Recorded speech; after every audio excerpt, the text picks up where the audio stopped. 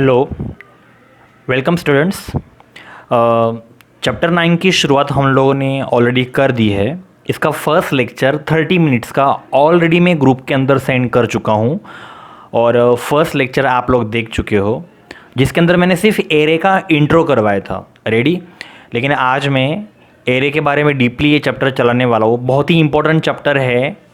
इस चैप्टर से 11 question board के एग्ज़ाम में पूछे जाएंगे। अगर आप खाली यूट्यूब पे ये वीडियो सेशन भी देख लेते हो तो आप लोगों को बुक पढ़ने की कोई ज़रूरत नहीं है। बस खाली आप यूट्यूब पे एक बार मेरे लेक्चर्स का वीडियो सेशन देख लो एंड देन फिर क्या है कि चैप्टर नंबर 9 के जितने भी एमसीक्यू आप लोगों के पास है, स्वाध्याय के एमसीक्यू हो या फिर मिशन 100 के एमसीक्यू हो या जितने भी क्वेश्चन पेपर्स आपके पास आ रहे हैं प्रैक्टिस पेपर के लिए, उसके अंदर चैप्टर 9 के एमसीक्यू देखो। आप सारे एमसीक्यू इजीली सॉल्व कर पाओगे। Okay, chapter number 9। ओके, अगर आप यूट्यूब पे देखते हो तो स्टार्ट करते हैं। हम लोग ऑलरेडी चैप्टर 9 की शुरुआत कर चुके हैं। एरे અને સ્ટ્રિંગનો उपयोग, use of array and string. Okay, first lecture में मैं आपको इंट्रो बता चुका हूँ। तो आज हम लोग डीपली पढ़ेंगे एरे के बारे में। सो टाइप्स ऑफ एरेज, एरे ना प्रकार। ऐसे एरे कितने प्रकार के होते हैं? ओके, सो एरे दो टाइप के आते हैं। एक आता है सिंगल डायमेंशनल एरे और दूसरा आता है multi dimensional array. Single dimensional array के अंदर आता है 1D एरे, जिसको हम लोग बोलते हैं 1D एरे मतलब सिंगल डायमेंशनल एरे। और मल्टी के अंदर दो चीज़ें आती है, एक आता है 2D एरे और एक आता है 3D एरे। ये मल्टी डायमेंशनल एरे के अंदर आते हैं। लेकिन 3D एरे का कोई कंसेप्ट हमारे सिलेबस के अंदर नहीं है। मतलब इस साल कट किया गया ऐसा कुछ नहीं है ही नहीं। 3D एरे हमारे सिलेबस के अंदर ही नहीं है। तो हम लोगों को सिर्फ दो एरे पढ़ने हैं। एक पढ़ना है हम लोगों को 1D एरे और दूसरा पढ़ना है हम लोगों को 2D एरे। डी मतलब क्या? डायमेंशनल। ओके, तो आज का पूरा लेक्चर 1D एरे को लेके है और आज का पूरा लेक्चर ख़त्म करने के बाद भी 1D एरे ख़त्म नहीं होता है। अगला और एक लेक्चर 1D एरे को लेके बनेगा और अगले लेक्चर के अंदर 1D एरे टॉपिक फिनिश होगा।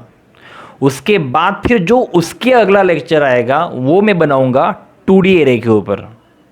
और 2D एरे का लेक्चर ख़त्म होने के बाद फिर आखिरी और एक लेक्चर बनेगा स्ट्रिंग एरे का।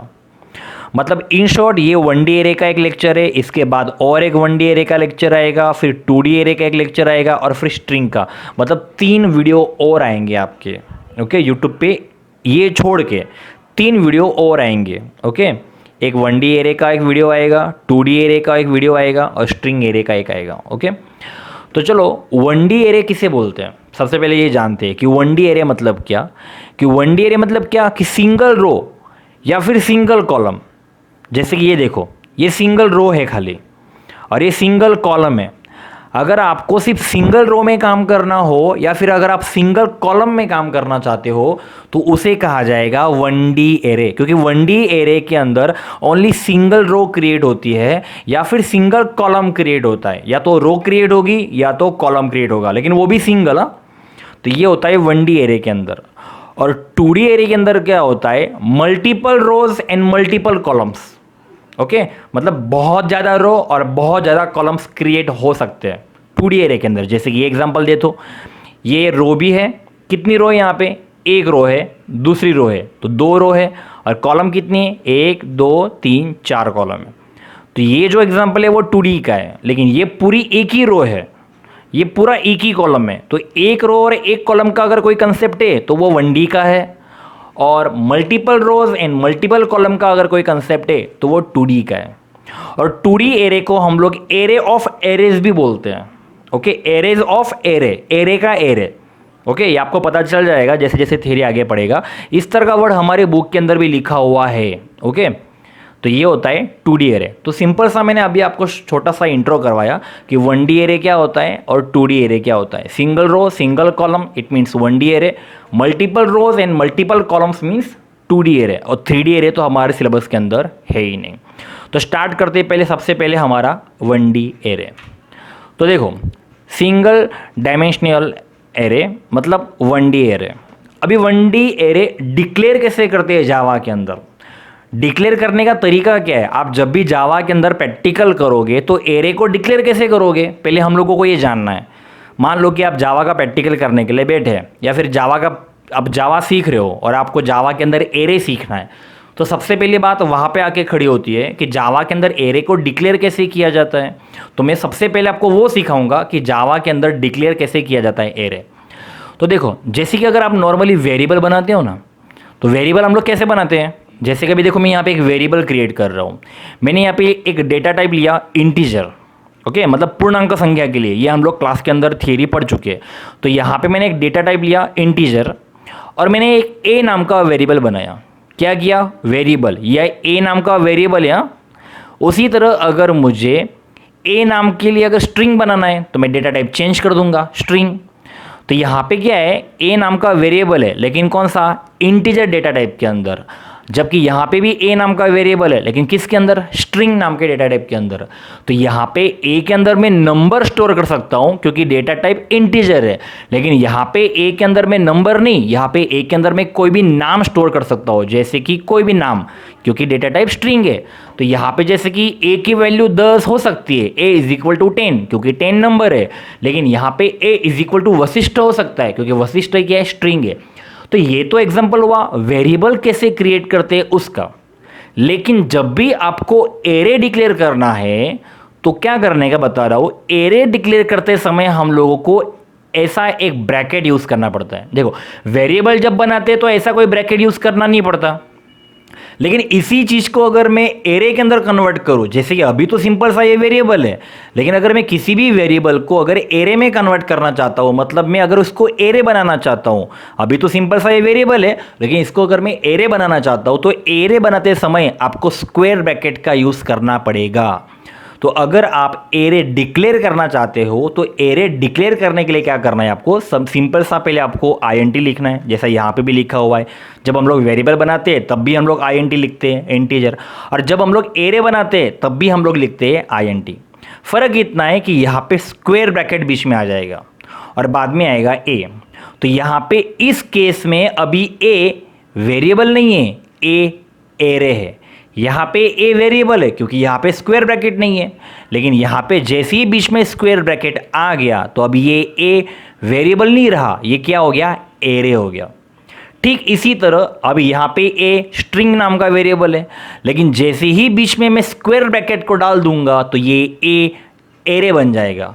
अब ये जो ए मैंने एरे बनाया ये इंटीजर डेटा टाइप के अंदर बनाया, और यहाँ पे जो मैंने ए नाम का एरे बनाया वो मैंने स्ट्रिंग नाम के डेटा टाइप के अंदर बनाया। समझ में आया? तो एरे का डिक्लेरेशन पार्ट जब भी आप क्रिएट करोगे तो आपको स्क्वायर ब्रैकेट का यूज करना पड़ेगा।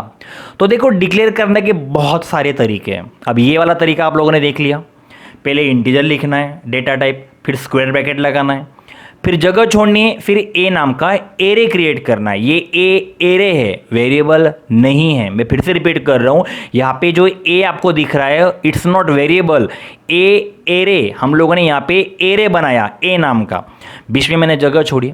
अब दूसरा वाला एग्जाम्पल देखो, इसमें भी मैंने इंटीजर लिखा, अब इंटीजर के बाद मैंने जगह छोड़ी, बाद में मैंने स्क्वायर ब्रैकेट लिया और बाद में मैंने फिर से ए नाम का एरे बनाया। तो ये वाला तरीका भी वैलिड है, मतलब जगह आप स्क्वायर ब्रैकेट के बाद छोड़ो या जगह आप स्क्वायर ब्रैकेट के पहले छोड़ो, ये तरीका भी वैलिड है। तीसरा एग्जांपल देखो कैसा है। अभी इंटीजर लिया, जगह छोड़ी, यहाँ पे मैंने पहले एरे बनाया और बाद में स्क्वायर ब्रैकेट डिक्लेयर किया, जबकि ऊपर के दोनों एग्जांपल में क्या है? स्क्वायर ब्रैकेट पहले है और एरे बाद में बनाया हुआ है, जबकि यहाँ पे क्या है? एरे पहले बनाया, स्क्वायर ब्रैकेट बाद में लिखा। तो ये वाला तरीका भी चलेगा। यहाँ पे देखो, अभी यहाँ पे तो मैंने कोई स्पेस ही नहीं छोड़ा है, जैसे कि देखो यहाँ पे स्पेस दिख रहा है, यहाँ पे स्पेस दिख रहा है, यहाँ पे स्पेस दिख रहा है। इस वाला एग्जांपल में तो स्पेस कहीं पे भी नहीं है, सीधा लिख दिया integer data type square bracket और ए नाम का एरे बनाया। तो ये वाला तरीका भी वैलिड है। मतलब ये चारों तरीकों से आप एरे क्रिएट कर सकते हो। सेम चीज स्ट्रिंग के अंदर है और कुछ नहीं, इंटीजर की जगह स्ट्रिंग कर दिया। तो ये वाला स्ट्रिंग जो बनाया हुआ है, ये भी वैलिड है, ये भी वैलिड है, ये भी वैलिड है और ये भी वैलिड है। आप इस तरह से अगर स्ट्रिंग नाम का डेटा टाइप का यूज़ करके एरे बनाते हो तो ये वैलिड है। इसीलिए मैंने यहाँ पे ग्रीन कलर की चेक मार्क रखे है कि आप इनमें से कोई भी तरीका यूज़ कर सकते हो एरे को बनाने के लिए, नहीं, एरे डिक्लेयर करने के लिए। ओके, समझ में आ गया? ये डिक्लेरेशन का पार्ट है। लेकिन सबसे ज़्यादा जो जावा के अंदर प्रीफर, मतलब सबसे जावा के अंदर जो सबसे ज़्यादा यूज़ होता है वो है पहला वाला तरीका। इसीलिए उसको मैंने रेड कलर की बॉर्डर से हाईलाइट किया हुआ है। ये वाला तरीका जावा के अंदर सबसे ज़्यादा यूज़ होता है और हम भी यही तरीका प्रैक्टिकल के अंदर यूज़ करने वाले हैं। क्लियर? अब और एक बात बताता हूँ, आप जब एरे डिक्लेयर करते हो ना तो आप इसके अंदर साइज मेंशन नहीं कर सकते हैं। समझ में आया? जैसे कि देखो यहाँ पे मैंने 3 लिख दिया, जैसे कि अभी देखो ये ब्रैकेट है, यहाँ पे मैंने 3 लिख दिया, तो 3 क्या हो गया, उसकी साइज हो गई। उसी तरह अगर मैं स्ट्रिंग की बात करूँ तो स्ट्रिंग के अंदर भी मैंने 3 लिख दिया, तो 3 क्या हो गया, उसकी साइज होगी। अब ये एग्जांपल हो गया इंटीजर का, ये एग्जांपल हो गया स्ट्रिंग का। एग्जांपल चाहे इंटीजर का हो, एग्जांपल चाहे स्ट्रिंग का हो, डिक्लेरेशन पार्ट के अंदर साइज कभी भी मेंशन नहीं होती है। ये बात आप दिमाग में फिट कर लो। डिक्लेरेशन पार्ट में सिर्फ एरे का डिक्लेरेशन ही होता है, उसके अंदर साइज मेंशन नहीं होती। इसलिए अगर आप डिक्लेरेशन पार्ट के अंदर अगर साइज मेंशन करते हो तो ये चीज़ टोटली रॉन्ग होगी। It's totally not valid. ये नॉट वैलिड है, ये वैलिड नहीं है। इसलिए एक बात का ख्याल रखना, जब भी आप एरे को डिक्लेयर कर रहे हो तो आपको इस तरह से साइज मेंशन करनी नहीं है। जैसे मैंने यहाँ पे साइज मेंशन की है ना 3-3, ये नहीं करना है। इसलिए बाजू में लिखा है this is a totally wrong, not valid. Okay, तो ये था डिक्लेरेशन पार्ट कि एरे को डिक्लेयर कैसे करते हैं। अभी अगली स्लाइड में देखते हैं कि एरे को क्रिएट कैसे करते हैं। डिक्लेरेशन कैसे करते हैं पता चल गया, अब एरे बनता कैसे है। अभी हम लोगों ने एरे बनाया नहीं है, अभी सिर्फ डिक्लेयर किया है। अभी क्रिएशन वाला पार्ट, अब देखो ये वाला पार्ट हम लोगों ने देख लिया। ओके, इस तरह से एरे क्या होता है, डिक्लेयर होता है। तो ये डिक्लेरेशन पार्ट मैंने यहाँ ले लिया, तो यहाँ पे क्या हो रहा है, एरे डिक्लेयर हो रहा है। ओके, ये चीज़ हम लोगों ने देख ली प्रीवियस स्लाइड में। तो अभी जब भी आपको एरे क्रिएट करना हो ना तो क्या करना है, खाली आपको न्यू कीवर्ड का यूज़ करके एरे क्रिएट करना है। मैं प्रीवियस थियरी पिछले लेक्चर के अंदर मैं आपको बता चुका हूं कि न्यू कीवर्ड का यूज़ करके हम लोग ऑब्जेक्ट भी क्रिएट करते हैं और न्यू कीवर्ड का यूज़ करके हम लोग एरे भी क्रिएट करते हैं। तो न्यू कीवर्ड का यूज़ करके ही हम लोग यहाँ पे क्या करेंगे, एरे का क्रिएशन करेंगे। तो एरे क्रिएट करने के लिए क्या करना है, जैसे कि अगर मैं ए नाम का एरे में बनाना चाहता हूँ तो पहले ए ले लो, क्योंकि मैं ए नाम का एरे बनाना चाहता हूँ। ए इज इक्वल टू न्यू, तो न्यू कीवर्ड का यूज करके ए नाम का एरे बनेगा जो क्या होगा, इंटीजर डेटा टाइप के अंदर आएगा। अब मैं यहाँ पे साइज मेंशन कर सकता हूँ और यहाँ पे साइज मेंशन करना कंपलसरी है। देखो डिक्लेरेशन पार्ट में आप यहाँ पे साइज मेंशन नहीं कर सकते, डिक्लेरेशन पार्ट में यहाँ पे साइज मेंशन करना टोटली रॉन्ग होगा, लेकिन क्रिएशन के अंदर साइज तो मेंशन करनी ही पड़ेगी, क्योंकि जब तक एरे का क्रिएशन नहीं होता है तब तक आप साइज मेंशन कैसे कर सकते हो, जबकि यहाँ पे तो एरे का क्रिएशन हुआ ही नहीं था, यहाँ पे तो सिर्फ एरे का डिक्लेरेशन हुआ, इसलिए आप यहाँ पे साइज मेंशन नहीं कर सकते। लेकिन ये वाले पार्ट के अंदर जैसे ही न्यू कीवर्ड का यूज आप करते हो इसका मतलब कि एरे क्रिएशन हो जाता है, और जैसे ही एरे क्रिएट हो जाता है देन उसके बाद आप उसके अंदर साइज मेंशन कर सकते हो। न्यू कीवर्ड का आना मतलब इस बात का प्रूफ है कि आपका एरे क्रिएट हो चुका है, और जैसे ही एरे क्रिएट हो गया तो उसके बाद आप तुरंत उसके अंदर साइज मेंशन कर सकते हो। तो साइज मेंशन करना कंपलसरी है। तो यहाँ पे 2 चीज़ें हो रही है, एक तो न्यू कीवर्ड का यूज़ करके एरे का क्रिएशन भी हो रहा है एंड साथ ही साथ उसके अंदर हम लोग 3 लिखकर उसकी साइज मेंशन भी कर रहे हैं। तो यहाँ पे दोनों पार्ट आ गए, पहले पार्ट में एरे का डिक्लेरेशन हो रहा है और सेकंड पार्ट के अंदर एरे का क्रिएशन हो रहा है, जो हम लोग न्यू कीवर्ड का यूज़ करके कर रहे हैं। अब ये दोनों चीज़ अगर आपको एक साथ में लिखनी हो तो कंबाइन करके, अगर आप दोनों चीज़ें अगर जावा के अंदर अलग अलग लिखोगे तो भी चलेगा, लेकिन अगर दोनों चीज़ें आप एक ही लाइन में लिखना चाहते हो तो आप इस तरह से लिख सकते हो। ये देखो नीचे इंटीजर ब्रैकेट चालू किया ए, तो ये ऊपर का पार्ट आ गया, तो ये तो हुआ डिक्लेरेशन पार्ट। फिर a is equal to new integer 3, तो ये वाला पार्ट आ गया, मतलब a कॉमन है, a ऊपर भी है a नीचे भी है, तो दोनों को कंबाइन करके एक लाइन बन गई। इतना हिस्सा डिक्लेरेशन का है और इतना हिस्सा क्रिएशन का है, दोनों को कंबाइन करके एक लाइन बन गई। इंटीजर ब्रैकेट ए, इससे एरे डिक्लेयर हुआ, और A is equal to new integer 3, इससे एरे क्रिएट हुआ। तो आप दोनों को कंबाइन करके इस तरह से भी जावा में लिख सकते हो, तो हमारा कोडिंग एक ही लाइन में बन जाएगा, 2 लाइन हम लोगों को वेस्ट नहीं करनी पड़ेगी। लेकिन ये तरीका जो होगा वो सिर्फ और सिर्फ 1D एरे को क्रिएट करने के लिए ही होगा, क्योंकि 2D एरे क्रिएट करने के लिए तरीका वापस अलग है। तो ये तरीका ओनली 1D एरे क्रिएट करने का है, क्योंकि हम लोग अभी फिलहाल 1D एरे के बारे में पढ़ रहे हैं। इसके बाद और एक लेक्चर 1D एरे का आएगा, उसके बाद जो लेक्चर आएगा वो 2D एरे का आएगा, तब मैं आपको 2D एरे कैसे क्रिएट होता है वो बताऊंगा। लेकिन अभी ये वाला कंसेप्ट सिर्फ 1D एरे क्रिएट करने का ही है। ओके, तो समझ में आ गया, this way to create 1D array only. तो इस तरह से आप दोनों को कंबाइन करके इस तरह से एक ही लाइन में लिख सकते हो। अब सोचो, अगर मान लो मैं अभी इस लाइन के साथ पंगा लेना चाहता हूँ, पंगा मतलब मैं इसके साथ थोड़ी छेड़छानी करता हूँ। क्या करता हूँ देखो, अगर मैं 3 की जगह 0 लिखूँ तो क्या होगा, साइज अगर मैं 3, अभी 3 क्या है, एक साइज है, ओके, लेकिन 3 की जगह अगर मैं 0 लिखूँ तो क्या होगा, देखो integer integer bracket bracket, A नाम का एरे बनाया, न्यू क्रिएट कर रहा हूँ, एरे क्रिएट करने के लिए न्यू का यूज़ किया, इंटीजर, और मैं साइज मेंशन कर रहा हूँ 0। तो अगर आपने प्रोग्राम के अंदर 3 की जगह 0 लिखा तो ये प्रोग्राम सक्सेसफुली कंपाइल हो जाएगा, कोई एरर नहीं आएगी, कंपाइल भी हो जाएगा। बोलो, आप 0 लिखोगे तो भी ये जावा क्या करेगा, इसको एग्री कर लेगा, कोई एरर शो नहीं करेगा, सक्सेसफुली कंपाइल हो जाएगा और साथ ही साथ सक्सेसफुली रन भी हो जाएगा, लेकिन कोई आउटपुट नहीं आएगा बस। मतलब यहाँ पे जावा आपको कोई एरर शो नहीं करेगा। अगर आप 0 लिखते हो तो प्रोग्राम आपका कंपाइल भी हो जाएगा और प्रोग्राम आपका रन भी हो जाएगा। फ़र्क इतना कि आउटपुट में कुछ आएगा नहीं, लेकिन कोई एरर भी नहीं आएगी, क्योंकि कंप्यूटर कंपाइल भी कर दे रहा है आपको और रन भी कर दे रहा है। आप जानते हो जब प्रोग्राम में भूल हो तो कंप्यूटर कंपाइल नहीं करता है, लेकिन यहाँ पे तो ऐसा नहीं है, कंप्यूटर कंपाइल भी कर देगा और साथ ही साथ प्रोग्राम को रन भी कर देगा। मतलब आप 0 लिख सकते हो।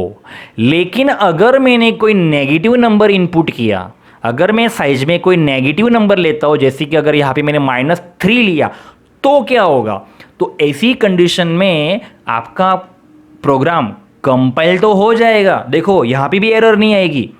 अभी कंपाइल होना इसका मतलब क्या है कि तुम्हारा प्रोग्राम में कोई भूल न थी।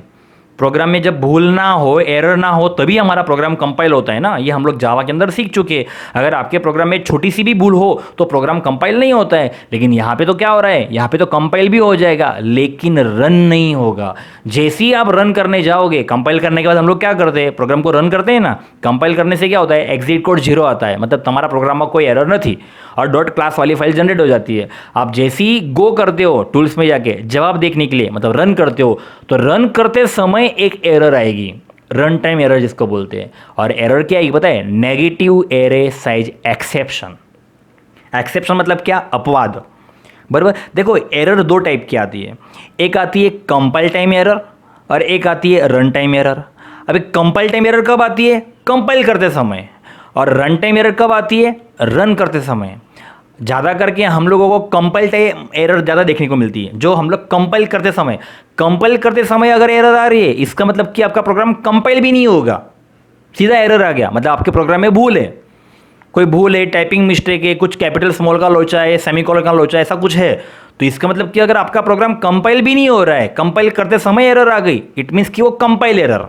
लेकिन अगर आपका प्रोग्राम सक्सेसफुली कंपाइल हो गया, मतलब आपके प्रोग्राम में कोई एरर नहीं है, 0 एरर है, तो कंपाइल हो गया। लेकिन जब रन करते हैं तब जो एरर आ रही है तो उसको बोलते हैं रन टाइम एरर। तो इसमें आने वाली जो एरर है वो कंपाइल टाइम एरर नहीं है, वो रन टाइम एरर होगी, क्योंकि इसमें हमारा प्रोग्राम सक्सेसफुली कंपाइल हो चुका है लेकिन रन नहीं हो रहा है ना, इसीलिए, बराबर। तो देखो मैं आपको ना इसके ऊपर से एक छोटा सा प्रैक्टिकल करके दिखाता हूँ, तो आपको बेटर पता चलेगा। इसको मैं एस्केप कर रहा हूँ, मैं मिनिमाइज़ कर रहा हूँ, ध्यान देना।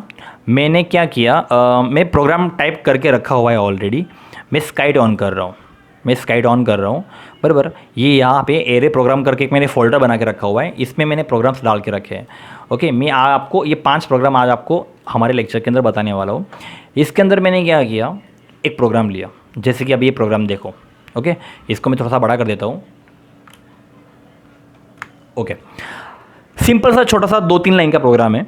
मैंने यहाँ पे क्लास का नाम लिखा है एरे डेमो, पब्लिक की लाइन लिखी है, यहाँ पे मैंने integer data type square bracket A नाम का एरे क्रिएट किया। ए नाम का एरे क्रिएट करने के लिए मैं न्यू कीवर्ड का यूज़ कर रहा हूँ और यहाँ पे मैं इंटीजर के अंदर 0 लिख रहा हूँ। जैसे मैंने आपको बताया कि अगर मैं वैल्यू 0 रखूँ तो क्या होगा, तो देखो अगर मैं 0 रखता हूँ, अब ये प्रोग्राम एरे डेमो नाम से सेव करके रखा है, देखो एरे डेमो, जिस नाम का क्लास होता है हम लोग प्रोग्राम को उसी नाम से सेव करते हैं। तो क्लास का नाम क्या है, एरे डेमो। तो देखो ऊपर देखो एरे डेमो नाम से प्रोग्राम सेव कर चुके हैं हम लोग। अब सीधा इसको मैं क्या करता हूँ, टूल्स पे जाता हूँ और कंपाइल करता हूँ। अब देखो प्रोग्राम में अगर भूल होगी तो प्रोग्राम कंपाइल भी नहीं होगा, एरर आएगी। लेकिन अगर प्रोग्राम में कोई भूल है ही नहीं तो प्रोग्राम कंपाइल हो जाना चाहिए। तो जैसे ही अभी मैं कंपाइल करूँगा, देखो यहाँ पे प्रोग्राम कंपाइल हो गया है। 0 का आना मतलब प्रोग्राम कंपाइल हो गया है, इसका मतलब कि मेरे प्रोग्राम में कोई भूल नहीं है। लेकिन जैसे ही मैं टूल्स में जाके गो करूँगा, देखो गो भी कर दिया तो भी कोई एरर नहीं आई। मतलब मैंने आपको बताया थियरी के अंदर कि 0 लिखने से क्या होगा, कंपाइल भी हो जाएगा और जवाब भी आ जाएगा, लेकिन कुछ जवाब शो नहीं होगा। कंपाइल भी हो जाएगा, गो पे भी क्लिक करेंगे तो भी आपका आ जाएगा, लेकिन कोई जवाब शो नहीं करेगा कंप्यूटर, लेकिन साथ में कोई एरर भी नहीं आ रही है। तो ये 0 क्या है, वैलिड है। लेकिन अगर मैं 0 की जगह यहाँ पे -3 लिखता हूँ, देखना अभी -3 लिखा मैंने, मतलब नेगेटिव नंबर अगर मैं लिखता हूँ तो क्या होगा। अभी मैं आउटपुट को क्लियर कर देता हूँ, टूल्स में क्लियर आउटपुट अभी निकाल दिया, 3 लिखा है, अभी मैंने -3 लिखा है नेगेटिव नंबर। अब मैं टूल्स में गया, कंपाइल किया, देखो अभी कंपाइल किया तो देखो प्रोग्राम कंपाइल हो गया। इसका मतलब कि मेरे प्रोग्राम में कोई भूल नहीं है। ये कंपाइल, अगर अभी कोई भूल आती ना, अभी अगर कोई एरर आती तो उसको बोला जाता कंपाइल टाइम एरर। એટલે કમ્પાઇલ કરતી વખતે જે એરર ઉદ્ભવે છે એને કમ્પાઇલ ટાઈમ એરર કહેવાય, અને રન કરતી વખતે જે એરર ઉદ્ભવે છે એને રન टाइम एरर કહેવાય। तो अभी तो हम लोगों ने कंपाइल कर लिया, अभी तो कोई एरर नहीं आई। अब जैसे ही मैं टूल्स में जाके गो करूंगा, मतलब रन करूंगा, और रन करते समय अगर कोई एरर आती है तो वो है आपकी रन टाइम एरर। अब अभी जैसे ही मैं गो पे क्लिक करूंगा, देखो एरर आ गई, तो ये प्रोग्राम नहीं चलेगा, ये नहीं चलेगा क्योंकि नेगेटिव नंबर है। और देखो एरे में क्या लिखा है, negative array size exception. Negative array size exception मतलब आप कभी भी एरे के अंदर नेगेटिव नंबर यूज़ नहीं कर सकते। ये चीज़ हम लोगों को इस प्रोग्राम को देखने के बाद सीखने को मिलती है। क्लियर है कॉन्सेप्ट? बस मुझे यही बताना था आपको और कुछ नहीं। तो फिलहाल अभी मैं बंद कर रहा हूँ और हम लोग हमारी थियरी के अंदर वापस चल रहे हैं। ओके, तो ये चीज़ क्लियर है कि आप नेगेटिव नंबर का यूज़ नहीं कर सकते, वरना रन टाइम एरर आएगी। कौन सी? Negative array size exception. चलो ये पार्ट हो गया क्रिएशन का। अब अगला पार्ट है इनिशियलाइजेशन, मतलब अभी एरे के अंदर वैल्यू को इनपुट कैसे करोगे। यहाँ पे देखो क्या हुआ, पहले हम लोगों ने एरे डिक्लेयर किया, डिक्लेरेशन का पार्ट फिनिश, फिर हम लोगों ने एरे को क्रिएट किया, एरे का क्रिएट करने का पार्ट भी फिनिश। अभी एरे क्रिएट करने के बाद क्या, एरे के अंदर वैल्यू तो इनपुट करनी पड़ेगी ना, तो वैल्यू इनपुट करने के लिए हम लोग तीसरे पार्ट में आए, इनिशियलाइजेशन। ओके, तो देखो यहाँ पे सबसे पहले हम लोगों ने क्या किया, एरे को डिक्लेयर किया, सबसे पहला पार्ट। दूसरे पार्ट में हम लोगों ने क्या किया, एरे का क्रिएशन किया। ये मैं अभी पढ़ा चुका हूँ आपको पिछली स्लाइड में। न्यू कीवर्ड का यूज़ करके एरे क्रिएट हो रहा है, यहाँ पे साइज मेंशन करना जरूरी, यहाँ पे मेंशन करना जरूरी नहीं है। डिक्लेरेशन पार्ट में साइज मेंशन नहीं होती है, क्रिएशन पार्ट में 3 लिखा है, मतलब साइज मेंशन करना जरूरी है। अब ये लाइन हम लोग दोनों को कंबाइन करके भी लिख सकते हैं, ये मैं आपको बता चुका हूँ। तो integer square bracket A is equal to new integer 3, इन दोनों को कंबाइन करके मैंने एक लाइन लिख ली है, जिसके अंदर डिक्लेरेशन पार्ट भी आ गया और जिसके अंदर क्रिएशन पार्ट भी आ गया। अब सुनो, जैसे ही आप यहाँ पे 3 लिखोगे ना, तो देखो कंप्यूटर क्या करेगा, एक ऐसा एरे क्रिएट करेगा, ऐसा एक एरे क्रिएट करेगा जिसके अंदर ऐसा 3 एरे होंगे, क्योंकि साइज कितनी है, 3 है। तो 3 एरे मतलब क्या, 3 मतलब क्या कि 3 नंबर को स्टोर करने के लिए वो आपको जगह बना के देगा। ये 3 का मतलब क्या है कि यहाँ पे मैं 3 कोई भी नंबर स्टोर कर सकता हूँ, सिर्फ 3 नंबर। चौथा नंबर इनपुट करने के लिए जगह नहीं मिलेगी आपको। क्यों? क्योंकि आपने 3 लिखा हुआ है। अगर आपको 4 नंबर स्टोर करने हैं तो फिर आपको यहाँ पे 4 लिखना पड़ेगा। अभी 3 नंबर स्टोर करना है, लेकिन 3 नंबर कौन से स्टोर करने वो तो हम लोगों ने ऐसा कुछ बताया ही नहीं उसको। बस खाली इतना बताया कि 3 नंबर मुझे स्टोर करने हैं, तो 3 नंबर को स्टोर करने के लिए मुझे तू उतनी जगह बना के दे। तो 3 नंबर को स्टोर करने के लिए उसने 3 ब्लॉक की जगह आपको बना के दी। तो मैं आपको प्रीवियस लेक्चर के अंदर बता चुका हूं कि एरे की शुरुआत कहां से होती है, 0 से। रेडी? तो देखो बाय डिफॉल्ट एरे की वैल्यू कितनी होगी, 0। क्योंकि अभी तो हम लोगों ने 3 नंबर कौन से, वो तो अभी हम लोगों ने इनिशियलाइज किया ही नहीं है, वैल्यू हम लोगों ने दी ही नहीं है। तो जब एरे की कोई वैल्यू हम लोग नहीं देते हैं तो बाय डिफॉल्ट एरे की वैल्यू होती क्या है, 0। क्यों, इंटीजर डेटा टाइप है।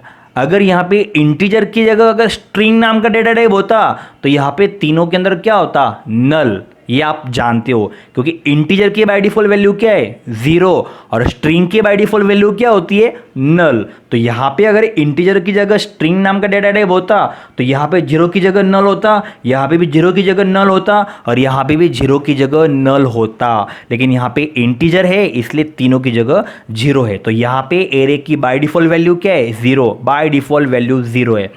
तो इंडेक्स पोजीशन के बारे में मैं आपको प्रीवियस लेक्चर में बता चुका हूँ। जो पहला नंबर होगा उसका इंडेक्स पोजीशन 0 होगा, जो दूसरा नंबर होगा उसका इंडेक्स पोजीशन 1 होगा, और जो तीसरा नंबर होगा उसका इंडेक्स पोजीशन क्या होगा, 2। मतलब शुरुआत कहाँ से होती है, 0 से। तो ये थ्योरी समझ में आ गया।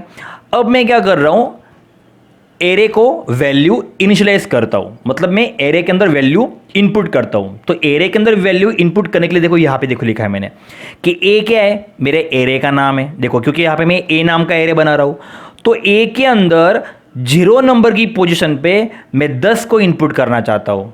तो जैसे ही मैं ए के अंदर, ए नाम के एरे के अंदर 0 नंबर की पोजीशन पे 10 को इनपुट करूंगा तो यहाँ पे 0 की जगह 10 आ जाएगा। देखो पहले क्या था, 0, अब 0 की जगह क्या आ गया, 10 आ गया। फिर मैं ए नाम का एरे है और ए नाम के एरे के अंदर मैं 1 नंबर की पोजीशन पे 20 को इनपुट करवाना चाहता हूँ। तो देखो 1 नंबर पे 20 इनपुट हो जाएगा। उसी तरह ए नाम के एरे के अंदर मैं 2 नंबर की पोजीशन पे 30 को इनपुट करना चाहता हूँ। तो देखो 2 नंबर पे 30 इनपुट हो जाएगा। तो 0 पे चला गया 10, 1 पे चला गया 20 और 2 पे चला गया 30। तो 0 की वैल्यू 10 हो गई, 1 के अंदर 20 हो गया और 2 के अंदर 30। तो 10 की इंडेक्स पोजीशन क्या है, 0, 20 की इंडेक्स पोजीशन क्या है, 1, और 30 की इंडेक्स पोजीशन क्या है, 2। बराबर, समझ में आया। अब मान लो कि मैंने 0 की वैल्यू 10 लिखी लेकिन मैंने 1 नहीं लिखा। मान लो मैंने 1 खाली रखा, 0 नंबर की पोजीशन पे मैंने 10 को इनपुट कर दिया लेकिन 1 नंबर की पोजीशन में खाली रखता हूं, मैंने कुछ नहीं लिखा, सीधा डायरेक्ट में 2 नंबर की पोजीशन पे चला गया और 2 नंबर की पोजीशन पे मैंने 30 लिख दिया। तो क्या होगा, 0 नंबर की पोजीशन पे 10 तो इनपुट हो जाएगा और 2 नंबर की पोजीशन पे 30 भी इनपुट हो जाएगा। लेकिन 1 नंबर की पोजीशन पे अगर आप लोगों ने कुछ लिखा ही नहीं है तो वापस 1 नंबर की पोजीशन पे बाय डिफॉल्ट क्या होगा, 0 ही होगा, क्योंकि आपने 1 नंबर की पोजीशन सेट ही नहीं की है। क्योंकि 1 नंबर की पोजीशन पे जो एरे है उसके अंदर आपने वैल्यू इनपुट नहीं किया, इसलिए उसकी बाय डिफॉल्ट वैल्यू क्या होगी, 0 होगी। तो देखो ये वाले एग्जांपल के अंदर 0 नंबर की इंडेक्स पोजीशन पे मैं 10 को इनपुट कर रहा हूं और 2 नंबर की इंडेक्स पोजीशन पे मैं 30 को इनपुट कर रहा हूं। तो 0 पे 10 आ गया, 2 पे 30 आ गया, लेकिन 1 पे तो 0 ही रहेगा। और अगर मान लो कि मैं वापस यहाँ पे 3 नंबर की पोजीशन क्रिएट करता हूँ जिसके अंदर मैं 40 लिखने की कोशिश करूंगा तो यहाँ पे रन टाइम एरर आएगी। क्यों, क्योंकि साइज तो 3 की ही दी है और आप नंबर 4 इनपुट कर रहे हो, क्योंकि शुरुआत 0 से हो रही है। तो देखो ऑलरेडी 3 नंबर यहाँ पे इनपुट हो चुके हैं, 10, 20 और 30। जो 10 है उसकी इंडेक्स पोजीशन 0 है, जो 20 है उसकी इंडेक्स पोजीशन 1 है और जो 30 है उसकी इंडेक्स पोजीशन 2 है। तो मैं ऑलरेडी 3 नंबर इनपुट कर चुका हूं, तो चौथा नंबर इनपुट करने के लिए तो कोई जगह ही नहीं है। अगर चौथा नंबर आप वाकई में इनपुट करना चाहते हो तो यहाँ पे साइज 3 की जगह 4 कर दो, तो फिर आप चौथा नंबर इनपुट कर पाओगे। जबकि यहाँ पे साइज 3 की दी हुई है तो जाहिर सी बात है एरे क्रिएट कि जो स्पेस एलोकेट होगा, जो मेमोरी क्रिएट होगी वो 3 एरे की होंगी ना। तो चौथा एरे आप कहाँ डालोगे, चौथा एरे की साइज आप कहाँ डालोगे, तो ये नहीं बन पाएगा। तो इस तरह से अगर मैं 3 नंबर की पोजीशन पे 40 को इनपुट करूंगा तो कंप्यूटर चेक करेगा कि 3 नंबर की पोजीशन तो है ही नहीं, क्योंकि पोजीशन 0 से स्टार्ट हो रही है और 2 पे तो खत्म हो रही है, आगे तो कोई 3 नंबर की पोजीशन है ही नहीं।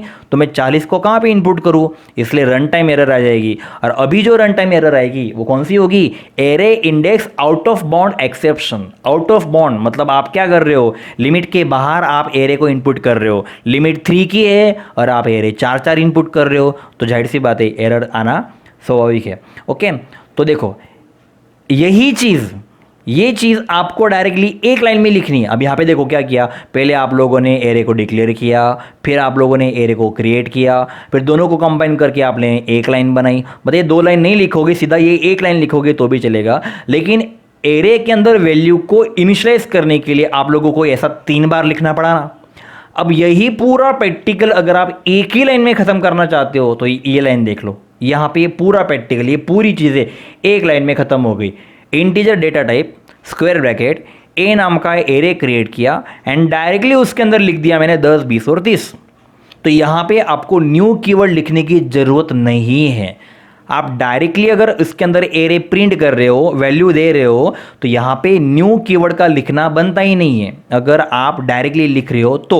बाकी अगर न्यू लिखना चाहो तो लिख सकते हो, ऐसा कुछ नहीं है, लेकिन अगर आप ना भी लिखो एक टाइम पे तो भी चलता है, कोई एरर नहीं आएगी। तो इतनी सी एक लाइन के अंदर आपका डिक्लेरेशन का पार्ट भी आ गया, इस एक लाइन के अंदर क्रिएशन का पार्ट भी आ गया, क्योंकि यहाँ पे एरे क्रिएट हो चुका है, और इस एक लाइन के अंदर एरे इनिशियलाइजेशन का पार्ट भी आ गया, मतलब आप यहाँ पे एरे की वैल्यू प्रिंट कर चुके हो, बराबर। यहाँ पे अपने आप 3 मेंशन हो जाएगा, क्योंकि 3 आपने मार्क्स डाल दिए, मतलब 3 नंबर डाल दिए, मतलब 3 तो अपने आप एलोकेटेड हो गया। सेम चीज़ अगर आप नीचे लिख रहे हो तो देखो यहाँ पे ये वाला तरीका भी सही है, लेकिन अब सुनो, यहाँ पे आपको 3 नहीं लिखना है, क्योंकि जब आप यहाँ पे ऑलरेडी 10, 20, 30 लिख रहे हो जो 3 नंबर से, तो यहाँ पे 3 लिखने की कोई ज़रूरत नहीं है। अगर फिर भी अगर आप यहाँ पे इंटीजर के बाजू में स्क्वायर ब्रैकेट में इसकी तरह 3 लिखते हो तो सुनो एरर आएगी, क्योंकि दोनों चीज़ें आप एक साथ में नहीं लिख सकते। अगर आप 10, 20, 30 लिख रहे हो ना तो कंप्यूटर समझ जाएगा कि ये 3 नंबर है, बराबर, ये 1 नंबर है, ये दूसरा नंबर है, 3 नंबर है, बात खत्म। तो यहाँ पे 3 लिखने की कोई ज़रूरत नहीं है, तो यहाँ पे आप 3 नहीं लिख सकते। अगर आप फिर भी 3 लिखते हो तो यहाँ पे आपको कंप्यूटर क्या करेगा, एरर शो करेगा। तो इस तरह से ये स्लाइड आई होप कि आपको समझ में आ गई होगी। पहले मैंने आपको 1D एरे डिक्लेयर कैसे होता है वो समझाया, फिर मैंने आपको 1D एरे क्रिएट कैसे होता है वो समझाया, जिसके अंदर न्यू कीवर्ड बहुत मोस्ट टाइम पे है, और उसके बाद मैंने एरे के अंदर वैल्यू को इनिशियलाइज कैसे करते हैं, मतलब एरे के अंदर वैल्यू को इनपुट कैसे करते हैं, वो मैंने आपको इस स्लाइड के अंदर समझाया। ओके, अब देखो मैं आपको लास्ट वाला पार्ट बताता हूँ, रिट्राइव, कि अगर ऑलरेडी प्रोग्राम के अंदर मान लो कि एरे के अंदर वैल्यू इनपुट करके आपको दी हुई है, जैसे कि अभी ये चीज़ देख लो, यहाँ पे पहले से ही 10, 20, 30 मुझे दिया हुआ है, मतलब मुझे एरे के अंदर वैल्यू को इनपुट करने की जरूरत ही नहीं पड़ी, मुझे एरे के अंदर वैल्यू को इनिशियलाइज करना नहीं पड़ा। वहाँ पे कंप्यूटर के प्रोग्राम के अंदर पहले से ही उन लोगों ने एरे के अंदर वैल्यू इनिशियलाइज करके दी हुई है। तो सवाल ये है कि उन नंबर्स को आप फाइनली आउटपुट में प्रिंट कैसे करोगे, तो वो मैं आपको समझाता हूँ एक कोडिंग के द्वारा। जैसे कि सुनो, इंटीजर डेटा टाइप है, स्क्वायर ब्रैकेट है, ए नाम का एरे है, और इसके अंदर 10, 20, 30 ये मैंने क्या किया, एरे की वैल्यू इनपुट करवाई, इनिशियलाइज करवाया। तो अब देखो इसे अगर हम लोगों को कोडिंग के थ्रू अगर समझना है तो कैसे, जैसे कि अभी ये वाला पार्ट यहाँ पे तैयार हो गया, ऐसे एक एरे बनेगा, एरे के अंदर ऐसे 3 नंबर स्टोर होंगे, 10, 20 और 30, क्योंकि 3 नंबर है 10, 20, 30। तो 10 की इंडेक्स पोजीशन क्या होगी, 0, 20 की इंडेक्स पोजीशन क्या होगी, 1, और 30 की इंडेक्स पोजीशन क्या होगी, 2। शुरुआत 0 से होती है, ये आप जानते हो। अब ये चीज़ मुझे प्रैक्टिकली समझनी है जावा के अंदर। तो देखो, तो अगर मैं फॉर लूप का यूज़ कर रहा हूँ, मैं फॉर लूप यूज़ कर रहा हूँ, फॉर लूप के अंदर मैं सबसे पहले लिखूंगा इंटीजर डेटा टाइप, ओके, जो इंटीजर डेटा टाइप है। अगर ये स्ट्रिंग नाम का डेटा टाइप होता तो यहाँ पे मैं स्ट्रिंग लिखता, लेकिन फिर अगर स्ट्रिंग नाम का डेटा टाइप होता तो यहाँ पे फिर 10, 20, 30 नहीं आता, यहाँ पे फिर स्ट्रिंग के नाम आते, जैसे कि सीता, गीता, नीता, इस तरह से स्ट्रिंग के नाम आते, 10, 20, 30 नहीं आता अगर ये डेटा टाइप स्ट्रिंग होता तो। लेकिन अभी ये डेटा टाइप इंटीजर है तो इसमें नंबर्स ही आएंगे। ओके, तो देखो यहाँ पे मैंने इंटीजर नाम का डेटा टाइप लिया, यहाँ पे मैंने एक आई नाम का वेरिएबल क्रिएट किया, आई नाम का वेरिएबल है ये, और आई की वैल्यू कितनी है, 0, क्योंकि शुरुआत 0 से होती है, इसलिए ये जो है इंडेक्स पोजीशन उसकी शुरुआत 0 से होती है, इसलिए मैं यहाँ पे 0 लिखूंगा। तो I is equal to 0। Okay, तो ये लूप कब तक चलेगी पता है, I less than is equal to 2, क्योंकि लास्ट नंबर कौन सा है, 2, तो आई की वैल्यू कितनी है, 0, less than equal to, less than equal to 2 मतलब यहाँ पे जो आई की वैल्यू है वो 2 से छोटी होगी तो भी ये प्रोग्राम सक्सेस होगा, और 2 के इक्वल होगी तो भी ये प्रोग्राम सक्सेस होगा, बस 2 से बड़ी नहीं होनी चाहिए, क्योंकि लास्ट लिमिट 2 तक की है। यहाँ पे तीसरा कोई नंबर है 0 1 2 के बाद कोई तीसरा इंडेक्स पोजीशन है नहीं है। तो यहाँ पे क्या होगा i less than is equal to 2। Okay, मतलब i कितना है आपका, i की वैल्यू कितनी है 0। तो जब आप यहाँ पे 0 को काउंट करोगे तो कंडीशन क्या होगी कि 0 2 से छोटा है। हाँ सही है, 0 2 से छोटा है बराबर। तो उसके बाद फिर ये इंक्रीमेंट वाला पार्ट आ गया बराबर। तो अगर आप इस तरह से लिखोगे तो भी वैलिड है, और अगर आप इस तरह से नहीं लिखते हो, आप अगर यहाँ पे 2 की जगह 3 लिख देते हो तो भी उसका मीनिंग सेम वही हो रहा है। यहाँ पे क्या है 2 से कम या 2 से कम या 2 होने चाहिए, इसका मीनिंग ऐसा हो रहा है। तो यहाँ पे इसका मीनिंग भी वही हो रहा है। 3 से कम मतलब कितना होता है 2 ही होता है, लेकिन 3 नहीं, क्योंकि यहाँ पे इक्वल नहीं है। अगर यहाँ पे इक्वल होता तो 3 से कम या 3 भी कहलाता, लेकिन यहाँ पे इक्वल नहीं है, सिर्फ लेस देन है। तो इसका मतलब क्या हो रहा है ओनली 3 से कम। तो 3 से कम मतलब कितना 2 ही होता है। तो ये वाला कंडीशन है, ये वाली कंडीशन दोनों सेम ही है। यहाँ पे less than is equal to 2 का मतलब क्या होता है 2 या 2 से कम। यहाँ पे क्या हो रहा है 3 या 3 से कम, लेकिन 3 नहीं। यहाँ पे 2 चलेगा क्योंकि इक्वल है, यहाँ पे 2 एग्री कर लेगा क्योंकि इक्वल है, लेकिन यहाँ पे 3 को एग्री नहीं करेगा क्योंकि इक्वल नहीं है। यहाँ पे तो 3 से कम ही होने चाहिए। ओके, क्योंकि i less than equal to 3। तो ये वाली कंडीशन भी यहाँ पे सही है। और अगर मैं ये वाली कंडीशन लिखूँ तो भी सही है। कैसे, integer i is equal to 0 बराबर। i की वैल्यू सबसे पहले 0 होगी, और i less then a dot length. A dot length का मतलब पता है क्या कि ए क्या है, एरे है, एरे है। और एरे की लेंथ कितनी है, एरे के अंदर कितने एरे है 3, 1 2 3। तो ये लेंथ का मतलब भी 3 होता है कि यहाँ पे कंप्यूटर क्या करेगा ए की लेंथ चेक करेगा कि ए नाम का जो एरे आप लोगों ने क्रिएट किया हुआ है उसकी लेंथ कितनी है।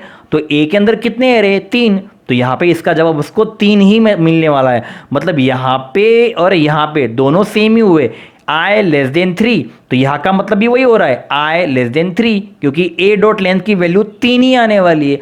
और बाद में यहाँ पे i प्लस प्लस। अभी मैं आपको एक कोडिंग पूरा एकदम डीप में समझाता हूँ कि किस तरह से 10 20 30 ये प्रिंट होगा। देखो ध्यान देना, सबसे पहले कंप्यूटर चेक करेगा i की वैल्यू कितनी है 0। रेडी, यहाँ तक समझ में आया आपको, i की वैल्यू कितनी है 0। फिर ये i यहाँ पे आएगा। अब यहाँ पे i की वैल्यू कितनी है 0 है। अब 0 लेस देन 3, यहाँ पे आपको 3 समझना है क्योंकि a डॉट लेंथ की वैल्यू कितनी है 3 है। तो यहाँ पे कंडीशन क्या बन गई 0 लेस देन 3। क्या 0 3 से छोटा है, कंडीशन ट्रू है क्या फॉल्स है, ट्रू है, क्योंकि 0 ये 3 से छोटा है। जैसी ही कंडीशन ट्रू होगी तो वो क्या करेगा यहाँ पे i को प्रिंट करेगा, किसके अंदर a नाम के एरे के अंदर i को प्रिंट करेगा। तो i पहले कितना प्रिंट होगा 0, क्योंकि 0 सबसे पहले शुरुआत 0 से हुई है और 0 3 से छोटा है। तो ये कंडीशन ट्रू है, तो यहाँ का i यहाँ प्रिंट होगा। तो जैसे ही यहाँ का i यहाँ पे आएगा तो यहाँ पे 0 हो जाएगा। तो यहाँ पे a और स्क्वायर ब्रैकेट में 0, मतलब क्या i इज इक्वल टू 0 हो जाएगा आपका। तो i इज इक्वल टू 0 का मतलब क्या है कि a देखो a यहाँ पे है और ब्रैकेट के अंदर 0 हो जाएगा। तो ये क्या करेगा 0 नंबर की पोजीशन पे 10 को प्रिंट करेगा। समझे आज, ये 10 को प्रिंट करेगा 0 नंबर की पोजीशन पे। क्लियर। फिर क्या होगा वो यहाँ से यहाँ पे आएगा i प्लस प्लस की जगह पे, और यहाँ पे वो उसके अंदर इंक्रीमेंट होगा। अब जैसे ही यहाँ पे इंक्रीमेंट होगा तो 0 प्लस प्लस कितना हो जाएगा 1, क्योंकि यहाँ पे इंक्रीमेंट हुआ। अब जैसे ही 0 के अंदर एक इंक्रीमेंट होगा तो i की वैल्यू कितनी हो जाएगी, अभी पहले 0 थी लेकिन यहाँ पे एक इंक्रीमेंट होगा तो i की वैल्यू कितनी हो जाएगी 1। तो देखो यहाँ पे i इज इक्वल टू 1 हो गया, i इज इक्वल टू 1 हो गया। पहले 0 था लेकिन अभी यहाँ पे इंक्रीमेंट हुआ कि नहीं, तो इंक्रीमेंट करने के कारण यहाँ पे i की वैल्यू कितनी होगी 1 होगी। फिर यहाँ पे चेक होगा i इज इक्वल टू 1। अब यहाँ पे चेक होगा i की वैल्यू कितनी है 1 लेस देन 3। क्या 1 3 से छोटा है, हाँ 1 3 से छोटा है। यहाँ पे 1 3 से छोटा है, कंडीशन ट्रू है, मतलब ये i वापस यहाँ पे प्रिंट होगा। लेकिन यहाँ पे अभी i की जगह कितना हो गया है 1 हो गया है। तो देखो यहाँ पे a ब्रैकेट के अंदर 1, ओके, क्योंकि अभी 0 तो रहा नहीं, इंक्रीमेंट होकर उसका 1 हो गया है। तो अभी 1 नंबर की पोजीशन पे वो किसको प्रिंट करेगा 20 को प्रिंट करेगा। 0 नंबर की पोजीशन पे उसने 10 को प्रिंट किया, 1 नंबर की पोजीशन पे उसने 20 को प्रिंट किया। अब क्या होगा ये 1 वापस यहाँ पे जाएगा, एक के अंदर एक इंक्रीमेंट होगा, कितना हो जाएगा 2। जैसे ही यहाँ पे एक के अंदर एक इंक्रीमेंट होगा और i की वैल्यू 2 हो जाएगी, तो देखो यहाँ पे i इज इक्वल टू 2 हो गया। अब यहाँ पे कंडीशन चेक होगी कि 2 लेस देन 3, क्या 2 3 से छोटा है? यस, 2 3 से छोटा है, कंडीशन ट्रू है, मतलब फिर से वो यहाँ पे i को प्रिंट करेगा। तो i यहाँ पे कितना हो गया, अभी 2 हो गया है। तो यहाँ पे देखो a ब्रैकेट के अंदर 2, तो 2 के अंदर वो किसको प्रिंट करेगा, 30 प्रिंट करेगा। रेडी, 0 पे 10 प्रिंट किया, 1 पे 20 प्रिंट किया और 2 पे 30 प्रिंट किया, तो लास्ट में 2 तक आएगी नहीं। अब क्या होगा, ये 2 यहाँ पे जाएगा, 2 यहाँ पे जाने के बाद वापस 2 के अंदर यहाँ पे एक इंक्रीमेंट होगा। 2 के अंदर जब एक इंक्रीमेंट होगा तो i की वैल्यू वापस 3 हो जाएगी, क्योंकि 2 इंक्रीमेंट 1, तो i की वैल्यू 3 हो गई। 3 हो गई तो वापस यहाँ पे i की वैल्यू 3 हो जाएगी। मैंने लिखा नहीं, लेकिन देखो क्यों नहीं लिखा, जैसे ही i की वैल्यू 3 हो जाएगी तो वो यहाँ पे चेक करेगा, i की वैल्यू 3 हो गई है और यहाँ पे a डॉट लेंथ तो ऑलरेडी 3 था ही, तो 3 लेस देन 3, मतलब 3 लेस देन 3, क्या 3 3 से छोटा है? नहीं, 3 3 से छोटा नहीं है, वो इक्वल है, लेकिन यहाँ पे तो इक्वल लगाया ही नहीं मैंने। तो यहाँ पे कंडीशन क्या है, सिर्फ 3 से छोटा होना चाहिए, तो 3 3 से छोटा नहीं है, कंडीशन क्या होगी, फॉल्स। अब जैसे ही कंडीशन फॉल्स होगी तो वो यहाँ पे आएगा ही नहीं, क्योंकि यहाँ पे सिस्टम वाली लाइन में प्रोग्राम कब आता है, जब प्रोग्राम सही होता है। जब 0 था तो यहाँ पे आया, जब 1 था तो यहाँ पे आया, जब 2 था तो यहाँ पे आया, लेकिन जैसे ही 3 हुआ तो अब वो यहाँ पे नहीं आएगा। क्यों? क्योंकि कंडीशन फॉल्स हो रही है, 3 3 से छोटा नहीं है। ओके, क्योंकि 3 3 से इक्वल है, इसका मतलब कि ये प्रोग्राम सिर्फ 2 तक ही प्रिंट होगा, इसीलिए 0 पे 10, 1 पे 20 और 2 पे 30 प्रिंट होगा। तो ये है आपका एरे को प्रिंट करने का तरीका। मैं आपको ये सारी चीज़ें प्रैक्टिकली भी करके दिखाऊंगा। सो आई होप कि आपको ये सारी बातें समझ में आ गई होगी। क्लियर है, ये कंसेप्ट क्लियर है आपका? ओके, तो अभी हम लोग देखते हैं हमारा एरे के प्रैक्टिकल्स। ओके, मैं आपको अभी एरे के प्रैक्टिकल्स दिखाता हूँ। देखो अभी सिंपल सा मैं आपको एक प्रैक्टिकल दिखाता हूँ। अभी मैंने आपको ये प्रोग्राम चला के दिखाया ना, इससे देखो उसकी डॉट क्लास वाली फाइल बन गई। रेडी, अब मैं आपको और एक प्रोग्राम करके दिखाता हूँ, सिंपल सा प्रिंट एरे। देखो अभी ये प्रोग्राम सिंपल सा प्रोग्राम है। देखो इसके अंदर मैंने एक क्लास बनाया प्रिंट एरे नाम का, तो जाहिर सी बात है मैं प्रोग्राम को इसी नाम से सेव करूंगा। देखो ऊपर देखो मैंने इसी नाम से सेव किया है, प्रिंट एरे डॉट जावा। अब मैंने क्या किया, यहाँ पे इंटीजर डेटा टाइप लिया, ए नाम का एरे क्रिएट किया और सीधा डायरेक्ट उसमें लिख दिया मैंने 10, 20 और 30, क्योंकि मैंने अभी आपको थ्योरी के अंदर समझाया, आप डायरेक्टली लिख सकते हो, फिर आपको न्यू लिखने की कोई ज़रूरत नहीं है। यहाँ पे मुझे 3 लिखने की भी कोई ज़रूरत नहीं है, क्योंकि मैं ऑलरेडी 10, 20, 30 लिख चुका हूँ, तो 3 लिखने की क्या ज़रूरत है। और ये अभी मैंने आपको लास्ट में समझाया, वो आई की वैल्यू कितनी है, 0, तो शुरुआत 0 से होगी। फिर यहाँ पे चेक होगा 0 लेस देन ए डॉट लेंथ। अभी ए डॉट लेंथ अगर हम लोग लिखा है तो ए की लेंथ कितनी हो गई, 3, क्योंकि ए के अंदर 3 नंबर से 1, 2, 3, तो ए की लेंथ कितनी हुई, 3, तो इसका जवाब क्या आएगा, 3 आएगा। तो आई की वैल्यू कितनी है, 0, तो यहाँ पे क्या समझेंगे हम लोग, 0 लेस देन 3, क्या 0 3 से छोटा है? हाँ, 0 3 से छोटा है, कंडीशन ट्रू है, मतलब वो क्या करेगा, पहले आई को प्रिंट करेगा, मतलब 0 को प्रिंट नहीं करेगा, वो 0 नंबर की पोजीशन पे कौन है, 10 को प्रिंट करेगा। इस तरह 0 का 1 होगा तो 1 पे कौन है, 20 को प्रिंट करेगा। इस तरह से वापस 1 का 2 होगा तो 2 पे कौन है, 30, तो 30 को प्रिंट करेगा, क्योंकि 0 का 1 इंक्रीमेंट करके होगा, 1 का 2 इंक्रीमेंट करके होगा। मैं आपको बताता हूँ, देखो अभी मैं टूल्स में गया, कंपाइल किया, देखो अभी यहाँ पे 0 आ गया, मतलब मेरा प्रोग्राम कंपाइल हो चुका है सक्सेसफुली। जैसे मैं टूल्स पे जाके गो करूँगा, देखो 10, 20, 30, तो 0 नंबर पे 10, 1 नंबर पे 20, 2 नंबर पे 30 हो गया। और ये इंक्रीमेंट का पार्ट यहाँ पे हो रहा है, पहले 0 का इंक्रीमेंट होगा 1, जैसे 0 का इंक्रीमेंट 1 हो जाएगा तो 1 पे वो 20 को प्रिंट करेगा, फिर 1 का इंक्रीमेंट 2 होगा तो 2 पे वो 30 को प्रिंट करेगा। और शुरुआत में जब 0 था तो 0 के अंदर तो ऑलरेडी 10 को प्रिंट कर ही देता है। सो क्लियर ये कंसेप्ट, तो ये था आपका प्रोग्राम। अगर मैं यहाँ से एलएन को हटा देता हूँ, ओके, और फिर लिखता हूँ टूल्स कंपाइल, तो भी आउटपुट तो आएगा, लेकिन फिर आपके 10, 20, 30 ऐसे एक लाइन में आ जाएंगे। और बीच में अगर आप कॉमा दिखाना चाहते हो तो आप यहाँ पे इस तरह से प्लस करके, इस तरह से बीच में आप कॉमा डाल के इस तरह से आप प्रैक्टिकल कर सकते हो। तो ये प्लस एडिशन करने का काम नहीं करेगा, ये कॉमा को और एरे को जोड़ने का काम करेगा। देखो टूल्स कंपाइल, टूल्स गो, देखो 10 20 30 बीच में कॉमा आ रहा है, ओके। बाकी अगर आपको कॉमा हटा देना है तो आप कॉमा हटा दो और बाद में यहाँ पे एल लगा दो, तो यही आउटपुट आपको एल मतलब क्या, लाइन। हर एक एरे अलग अलग लाइन में आएगा, 10 अलग लाइन में आएगा, 20 अलग लाइन में आएगा और 30 अलग लाइन में आएगा। आ गया? तो इस तरह से हमारा ये प्रोग्राम फिनिश। तो इसको मैं बंद करता हूँ, ओके। तो ये हमारा ये प्रोग्राम हो गया, ये प्रोग्राम हो गया। अब ऊपर की 3 बाकी है। फिर से मैंने स्काइड ऑन किया। अब मैं यहाँ पे सबसे पहला प्रोग्राम दिखाता हूँ, एरे 1 करके, जो हमारे बुक में है।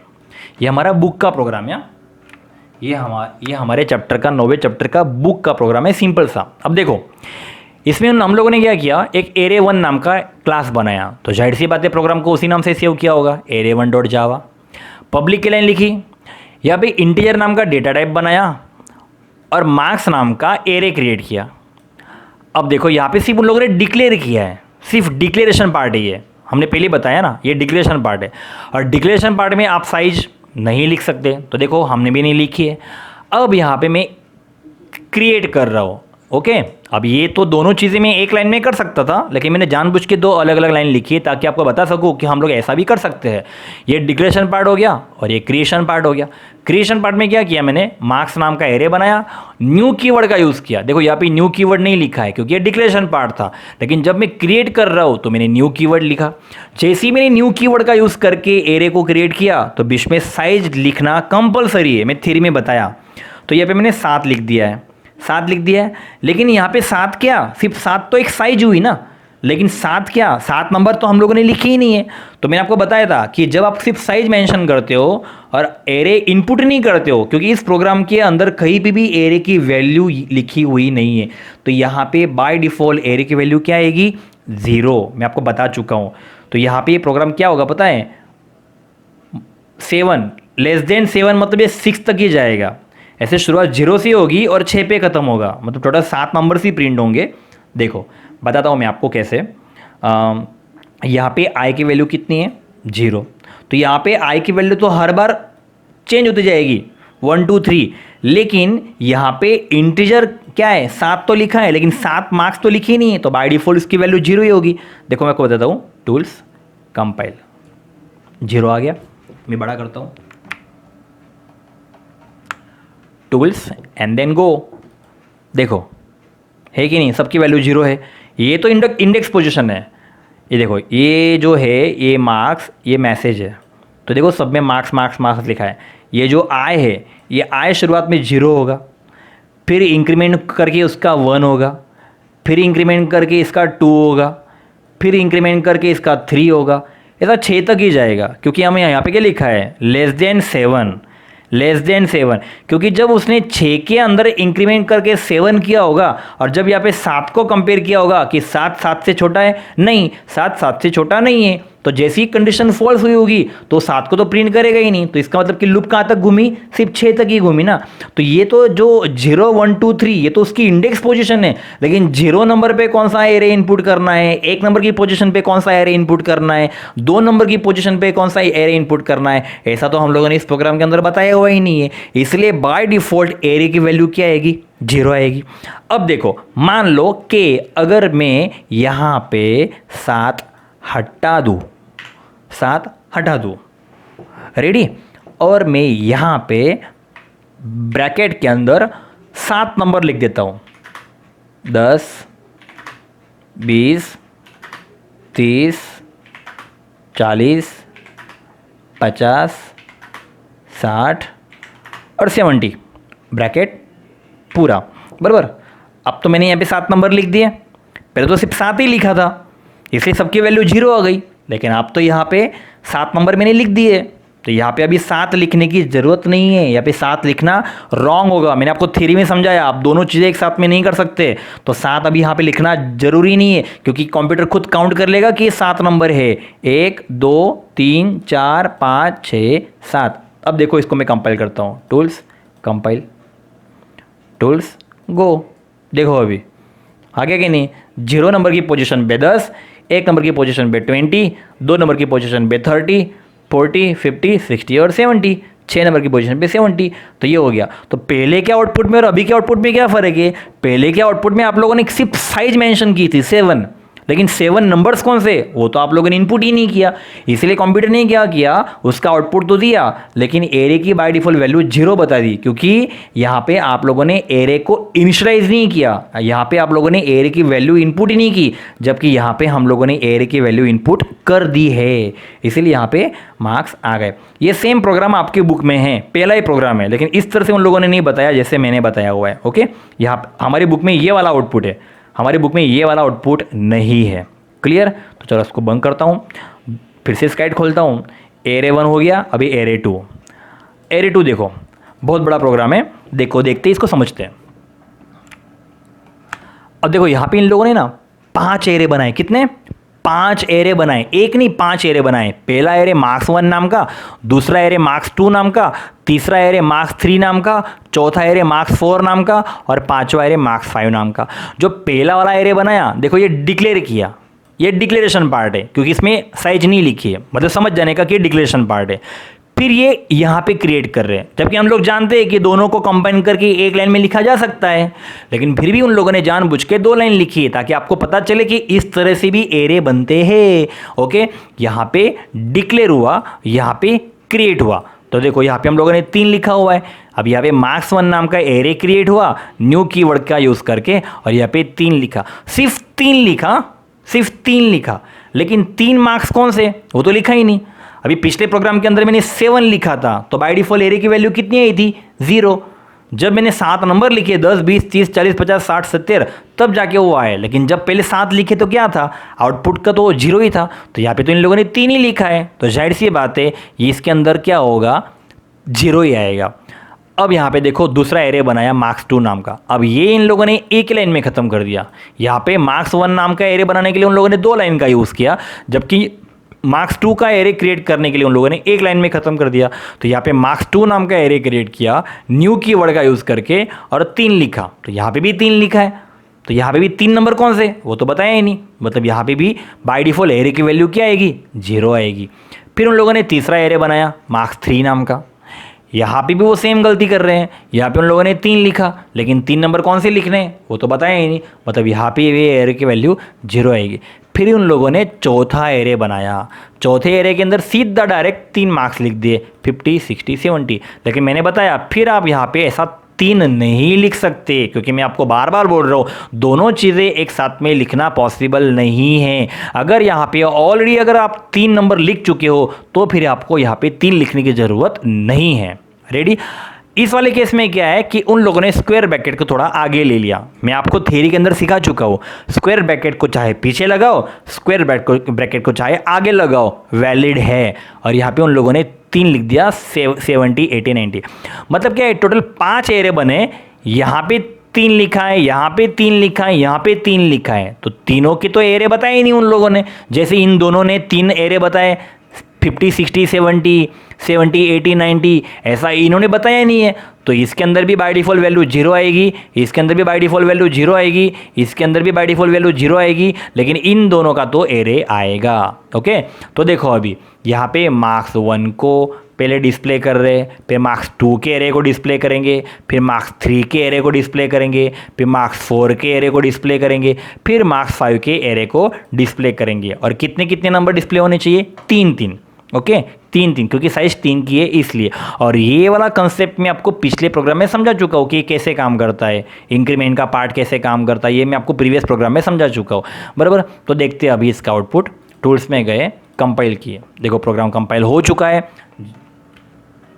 0 आ चुका है। जैसे ही मैं टूल्स में आगे गो करूँगा, देखो ये रहा आउटपुट। शुरुआत की 3 देखो 0 ही है, क्योंकि लिखा ही नहीं उन लोगों ने, 3-3 लिखा है खाली। तो 3 क्या समझे, कौन सा एरे? एरे इनिशियलाइज करने पड़ते हैं, एरे की वैल्यू इनपुट करनी पड़ती है, जैसे इन लोगों ने किया है मार्क्स 4 और मार्क्स 5। इन देखो उन दोनों ने कैसे एरे इनपुट किए, ऐसे तो ऊपर के तीनों ने तो एरे इनपुट नहीं किए, सिर्फ 3 लिख दिया। तो अगर आप एरे इनपुट नहीं करते हो तो बाय डिफॉल्ट वैल्यू क्या होती है? 0। मार्क्स 4 का आ गया, 5 का आ गया। अगर मैं यहाँ पे 4 के अंदर 2 कर देता हूँ, 2, देखो अभी क्या होगा, सिर्फ 2 ही आएंगे। टूल्स कंपाइल, टूल्स, गो। देखो उसके 2 ही एरे दिखाई दिए क्योंकि यहाँ पे मैंने 2 कर दिया। यहाँ पे अगर मैं 5 के अंदर 2 कर देता हूँ तो अभी 5 के 2 आएंगे। देखो टूल्स में कंपाइल, टूल्स में गो। पता चला अभी ये कंसेप्ट क्या होता है। अगर मैं यहाँ पे 2 की जगह 1 कर दूँ तो एक ही एरे आएगा। टूल्स में गो, कंपाइल, टूल्स में गो।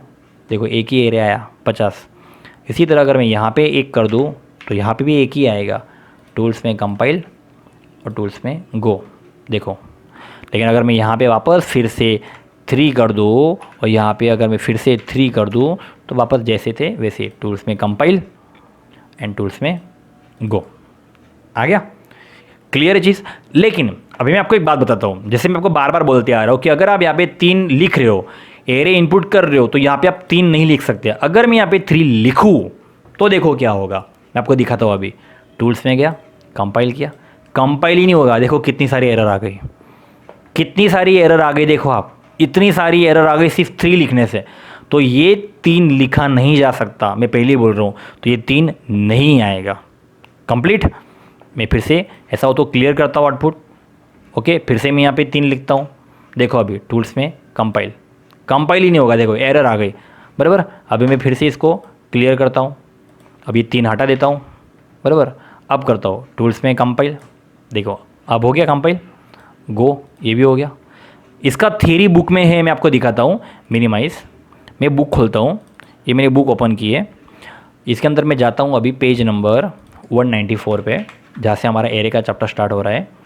देखो ये प्रोग्राम जो अभी मैं करवा रहा हूँ आपको, बुक का प्रोग्राम, ये प्रोग्राम है। देखो मैं जूम करता हूँ, ये भी थोड़ा क्लियर नहीं दिख रहा है, लेकिन मैं यही प्रोग्राम करवा रहा हूँ। तो देखो अभी नीचे लिखा हुआ है कि જાવામાં આપણે જ્યારે એરે ઘોષિત કરીએ તે સમયે પરિમાણનું માપ અને તેના ઘટકોની પ્રારંભિક કિંમતો બંને એક સાથે આપી શકતા નથી। मतलब परिमाणों माप मतलब 3 और घटकों की प्रारंभिक कीमत मतलब वो 10, 20, 30 जो हम लोग आगे लिख रहे हैं, बराबर। दोनों एक साथ में नहीं लिख सकते, बनने एक साथ आप ही सकता नहीं, बराबर। देखो यहाँ पे भी वो वही गलती कर रहे हैं। देखो यहाँ पे उन लोगों ने 3 लिख दिया। देखो यहाँ पे 3 दिख रहा है आपको, ये 3 लिखा हुआ है और 50, 60, 70 भी लिखा हुआ है, इसलिए उनकी एरर आ गई। तो एरे ऑब्जेक्टના ઘટકોને प्रारंभिक कीमतों આપતા समय તેનું કદ જણાવવું અમાન્ય છે। हम लोगों को उसका कद बताने की कोई ज़रूरत नहीं, क्योंकि यहाँ पे कद तो अपने आप पता चल ही जाता है। 50, 60, 70 मतलब कितने नंबर है, 3 नंबर है, तो 3 लिखने की क्या ज़रूरत है, कोई ज़रूरत नहीं है। मैं आपको ये प्रोग्राम भी मैंने आपको ये प्रोग्राम भी बताया अभी, बराबर हो गया। तो इस तरह से प्रोग्राम हो गया। अब लास्ट में और एक प्रोग्राम करवा रहा हूँ आपको। ओके, अभी मैं इसको बंद करता हूँ, फिर से दूसरा स्काइड ऑन किया। यहाँ से मैं एक प्रोग्राम करवा रहा हूँ एरे एवरेज करके। अब ये प्रोग्राम देखो, इसके अंदर क्या है, एरे एवरेज। क्लास का नाम है एरे एवरेज। सो क्लास का नाम एरे एवरेज है, तो मैंने उसी नाम से सेव किया है, एरे एवरेज डॉट जावा करके। इसमें मैंने डबल नाम का डेटा टाइप यूज़ किया है, इंटीजर नहीं लिया है। क्यों पता है? क्योंकि इसके अंदर जो नंबर मैंने लिखे ना वो सब पॉइंट में भी है और विदाउट पॉइंट वाली भी है। और आप जानते हो डबल दोनों एग्री करता है, पूर्णांक संख्या और अपूर्णांक संख्या दोनों एग्री करता है। अगर मैं यहाँ पे इंटीजर लिखता तो सिर्फ पूर्णांक ही लिखे जाते, फिर अपूर्णांक नहीं चलते। फ्लोट लिखूंगा तो ओनली अपूर्णांक ही चलेंगे, पूर्णांक नहीं चलेगा। मुझे पूर्णांक अपूर्णांक दोनों चलाने हैं, इसलिए मैंने क्या किया, डबल नाम का डेटा टाइप लिया। तो देखो 10.5 अपूर्णांक संख्या है, 20.6 अपूर्णांक है, 30.8 अपूर्णांक, 15.5 अपूर्णांक, 17.3 अपूर्णांक, 25.5 अपूर्णांक, 27.2 अपूर्णांक, 20 पूर्णांक है, 30 पूर्णांक है, 18.5 अपूर्णांक है। मतलब सारे नंबर्स अपूर्णांक है, सिर्फ 2 नंबर पूर्णांक है। कौन से 20 और 30। मुझे क्या करना है मैं आपको बताता हूँ। मुझे ना क्या करना है, इन सारे नंबर्स की एवरेज निकालनी है। क्या करनी है, इन सारे नंबर्स की एवरेज निकालनी है। तो एवरेज निकालने के लिए कंप्यूटर क्या करेगा पता है, पहले तो इन सारे नंबर की टोटल करेगा। हम एवरेज कैसे निकालते हैं, किसी भी 10 नंबर की एवरेज अगर निकालनी तो आप क्या करते हो, पहले उस 10 नंबर की टोटल करते हो। तो चलो अभी पहले तो इन सारे नंबर्स की हम लोग टोटल कैलसी के अंदर करके देखते हैं। मैंने यहाँ पे कैलसी ऑन किया, ये हो गया मेरा कैलसी ऑन। पहले मैं आपको क्या करता हूँ, सिंपल सा यहाँ पे मैंने एक स्टैंडर्ड कैलसी ले लिया। मैंने यहाँ पे पहले सारे नंबर्स का टोटल कर लेता हूँ मैं। पहला नंबर कौन सा है, 10.5 ओके, प्लस दूसरा नंबर कौन सा है, 20.6 प्लस तीसरा नंबर कौन सा है, 30.8 प्लस चौथा नंबर कौन सा है, 15.5 प्लस अगला नंबर 17.3 प्लस अगला नंबर है 25.5, 25.5, ओके। अगला नंबर है 27.2, 27.2, ओके। अगला नंबर है ओनली 20 है,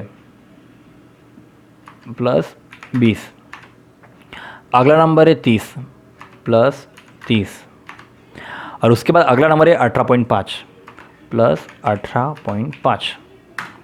तो ये हो गया आपका 215.9 इसकी टोटल।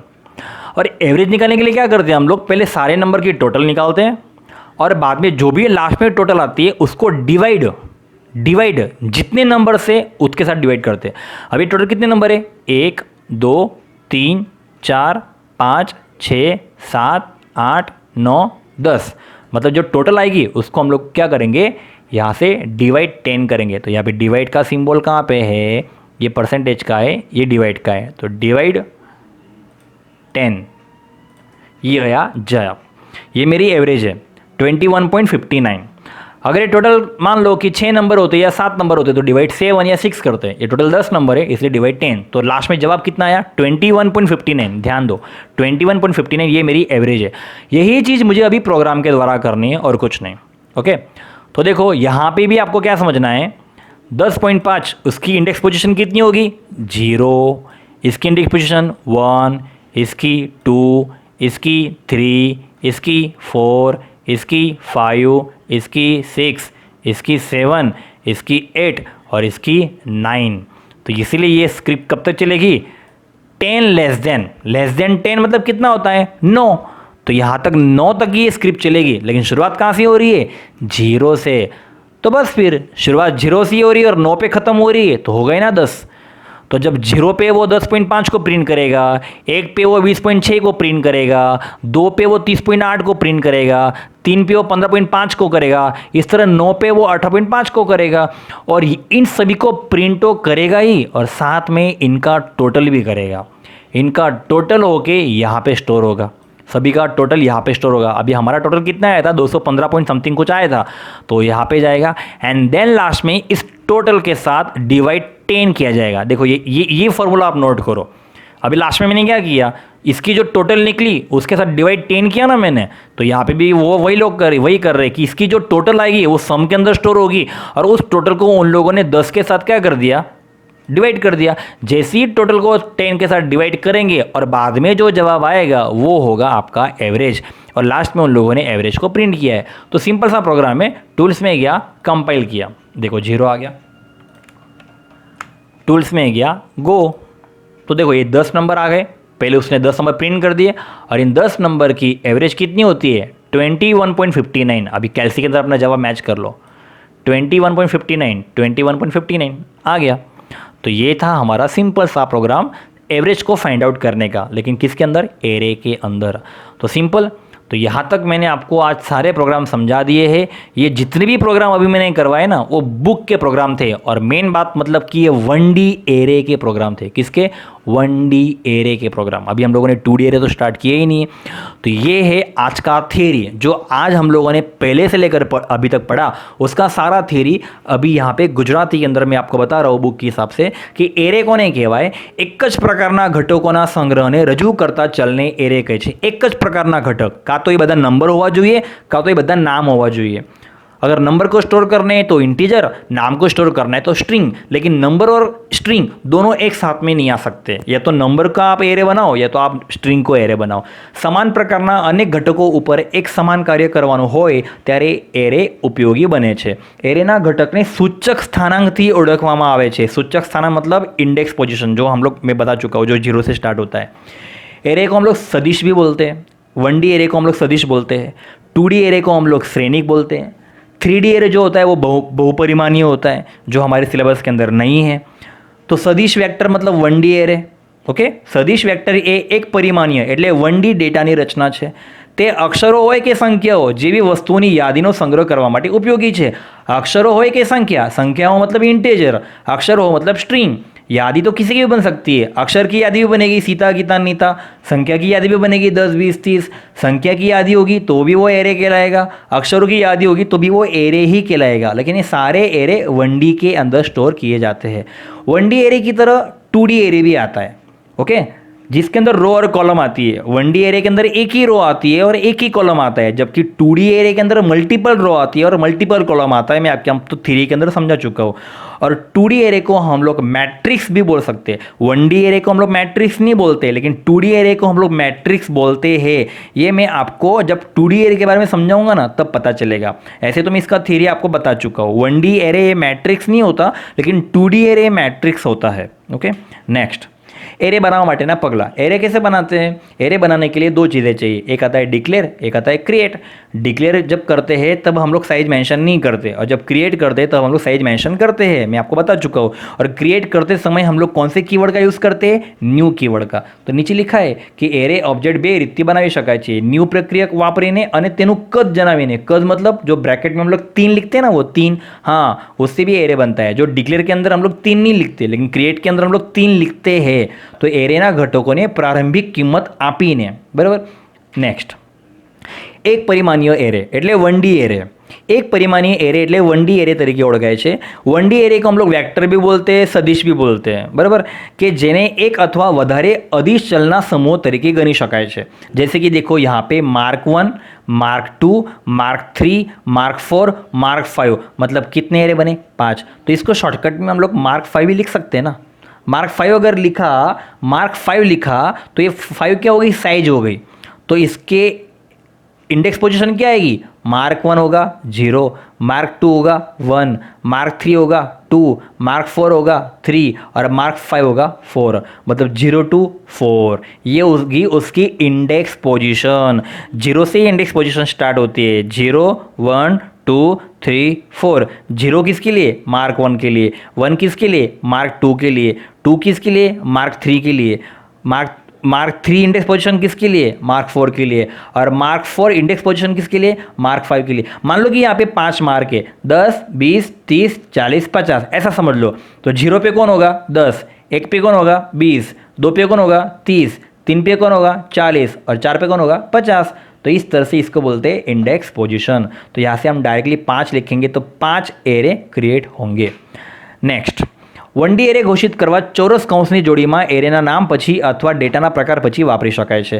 मतलब ये स्क्वायर ब्रैकेट आप आगे लगाओ या पीछे लगाओ, चलता है। मैं आपको प्रैक्टिकली करके दिखा चुका हूँ। तो पहले आता है डेटा टाइप, मतलब यहाँ पे आता है इंटीजर। फिर यहाँ पे आता है एरे का नाम। एरे का नाम मतलब जैसे कि मैंने ए नाम का एरे बनाया, तो ब्रैकेट को अगर मैं एरे के नाम के बाद बनाऊँ तो भी चलेगा, या ब्रैकेट को मैं एरे के नाम के पहले बनाऊँ तो भी चलेगा। यहाँ पे होगा आपका इंटीजर डेटा टाइप, यह होगा आपका स्क्वायर ब्रैकेट, और यहाँ पे बनेगा मेरा ए नाम का एरे। यहाँ पे ए नाम का एरे, यहाँ पे डेटा टाइप और बाद में स्क्वायर ब्रैकेट है। मतलब ये वाला एग्जाम्पल भी रेडी है और ये वाला एग्जाम्पल भी रेडी है। जैसे कि ये देखो, अभी इंटीजर क्या है? डेटा टाइप है।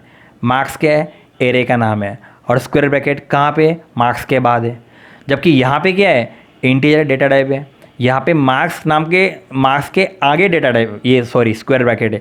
तो ये वाला एग्जाम्पल भी रेडी है, क्योंकि यहाँ पे स्क्वायर ब्रैकेट एरे के बाद है, यहाँ पे स्क्वायर ब्रैकेट एरे के पहले है।